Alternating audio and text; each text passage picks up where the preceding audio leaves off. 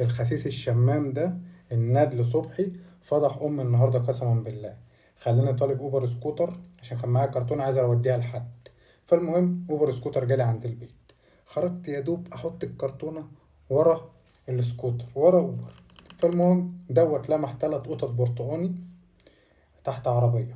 فاول ما لمحهم خرج من الباب جري نزل تحت العربيه. فقمت انا لمحه بيجري قمت انا سايب الكرتونه وجاري عليه.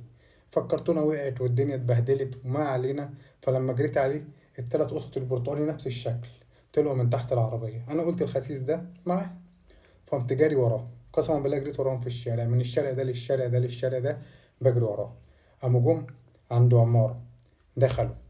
تمام. قمت واقف قدام باب العماره طق طق طق طق لغايه لما واحده ست كبيره ربنا يديها الصحه ردت عليا. قلت لها يا امي بعد اذنك القط بتاعنا دخل عندكم ممكن اجيبه اهو. قالت لي خش يا ابني هاته. فكل ما اطلع وراهم يطلعوني الدور اللي بعده. كل ما اطلع وراهم يطلعوني الدور اللي بعده لغايه لما بقيت على السطح. حلو. طلعت على السطح لقيت الدنيا ضلمه خالص. وقلت لا فكروني حرامي عشان الخسيس ده ينبسط وتحصل بلوى. فقمت نازل. فنزلت قمت راجع تاني. فلقيت الراجل بتاع اوبر كل ده اوبر واقف متفرج على المسرحيه اللي عاملها المعلم.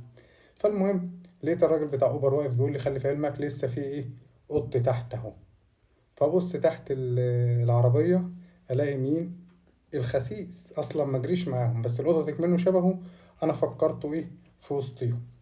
المهم اندهله مش عايز يطلع.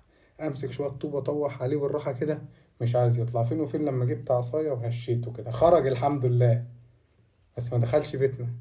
دخل عند الجيران الخسيس. دخل عند الجيران. دخل جوه في الحوش تاني.